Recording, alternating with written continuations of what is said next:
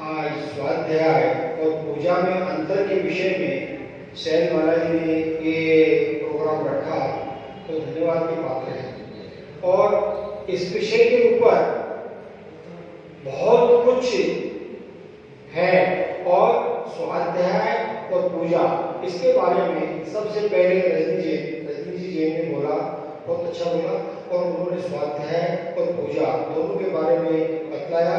और इसके बाद में श्रुति जैन ने पूजा क्या है इस विषय में कहा उन्होंने। फिर अनुपरा जी ने जो है वो इस विषय को अच्छे ढंग से प्रस्तुत किया। तो डॉक्टर नरेंद्र जी ने सठ आवश्यक देव पूजा, उपासना, स्वाध्याय आदि के बारे में बताया। तो सम्यक दर्शन के बिना ज्ञान शून्य है और अपने आप को जानने स्वाध्याय है। और चारों लोगों का अर्थ है अपने आप को जानना। इस विषय के ऊपर विस्तार से भाई डॉक्टर नरेंद्र जी ने बताया। और इसके बाद में डॉक्टर सुशीला जी ने अनुव्रत, महाव्रत, समता, संतोष के बारे में इन्होंने बहुत अच्छा विश्लेषण किया। इसके बाद में गुरुराज जैन ने बहुत ही अच्छे ढंग से कविता के माध्यम से पूजा क्या है और स्वाध्याय क्या है इसके बारे में उन्होंने अनुक्रम से मोक्ष पद को प्राप्त करने वाली पूजा है ये उन्होंने सिद्ध किया। लेकिन स्वाध्याय के बिना पूजा जो है व्यर्थ है, उन्होंने बताया।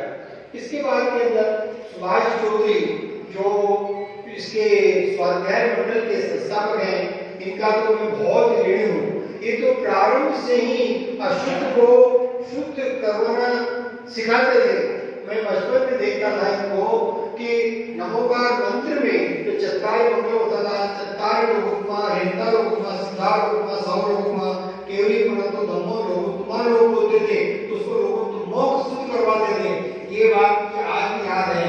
और ये अशुद्ध को बिल्कुल स्वीकार नहीं करते थे और शुद्धता का ध्यान हमेशा रहता था। इस प्रकार से इन्होंने स्वाध्याय के प्रति अपना अमूल्य योगदान दिया है और संस्था की स्थापना करके और बहुत बड़ा काम किया है।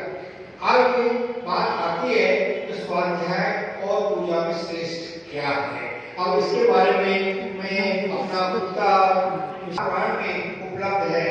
सभी जो 63 सदा का पुरुषों के अंदर जो भी पुरुष आते हैं, 24 तीर्थंकर आदि जो हैं, उनका वर्णन प्रथमान योग में मिलेगा आपको। प्रथमान योग के ग्रंथों के अंदर ये उपलब्ध है और प्रथमान योग में चारों योगों का वर्णन आता है। और आचार्य कुल स्वामी ने तो यहाँ तक कहा है कि सबसे पहले मुनि बने और मुनि बनने की क्षमता नहीं हो तो वो पहला आदमी मिशन की, दूसरा पहला मिशन के क्षमता नहीं करना। आठवां का जो विश्लेषण है आधुनिक तरीके से और हर व्यक्ति समझे इस दृष्टिकोण से मैं आपको बता रहा हूँ। निशंकित यानी शंका नहीं करना। और व्यवहार में आप किसी में भी शंका करोगे तो क्या उचित है, यानी संदेह किसी में भी नहीं करना चाहिए। जिसको आप अपना समझते हो उसमें संदेह मत करो। संदेह करोगे तो आपका उसके साथ बैठना, उठना, बातचीत करना ही बेकार है। आप जैसे मान लीजिए आपने किसी से कोई वस्तु मंगवाई तो भाई ये रुपए 500 के ही है, पर आपके मन में आया कि 500 में इसकी 2 रुपए या 50 रुपए कमीशन के लिए होंगे, ये भाव यदि आ गया तो आपका मंगाना बेकार और उसका लाना भी बेकार। इसलिए ये व्यवहार की बात हुई। इसी प्रकार से सम्यक दर्शन के पहले अंग में जिनवाणी में यदि शंका की तो आपका जन्म ही व्यर्थ हो जाएगा। यानी पहला अंग में शंकित, भगवान की वाणी में शंका नहीं करना। तो सबसे पहला काम है निशंकित अंग यानी संदेह नहीं करना। और दूसरा निकांक्षित, कांक्षा मत करो। कांक्षा यानी इच्छा मत करो। हमने किसी का उपकार कर दिया, प्रत्युपकार की भावना मत आओ। ये मत कहो कि देखो जी आपको याद नहीं है 5 साल पहले तुम्हारा कितना उपकार किया था, जो उपकार किया था वो भी उसका बेकार हो गया। तो कि आपने याद दिला दिया और आपके मन में भाव था इसलिए आपने कह दिया कि मैंने तुम्हारा ये काम किया था, भूल गए। तो कांक्षा नहीं करना, किसी के प्रति कांक्षा करते हुए काम नहीं करना कि इसके प्रत्युपकार का भाव उसमें आएगा, इस प्रकार की भावना नहीं होना। ये दूसरी बात भी नहीं निकामसित। तीसरा निर्भीक चिकित्सा। निर्भीक चिकित्सा का मतलब है सेवा का भाव, सेवा का भाव होना। यानी रास्ते में चल रहे हैं, एक्सीडेंट किसी का हो गया, अरे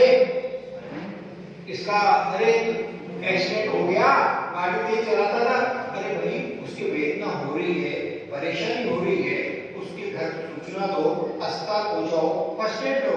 कुछ भी नहीं कर सकते हो तो मन में भाव तो अच्छे कर सकते हो ना, इसका अच्छा हो जाए, किसी तरह से ठीक हो जाए, आपका समय नहीं है, लेकिन आपका भाव शुद्ध हो, उचित हो,